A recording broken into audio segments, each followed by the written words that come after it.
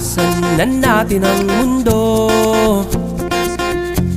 magtago pagpalayo sa mas tahimik at payapang mundo.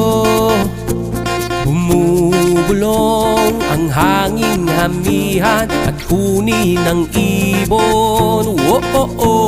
Dumudulong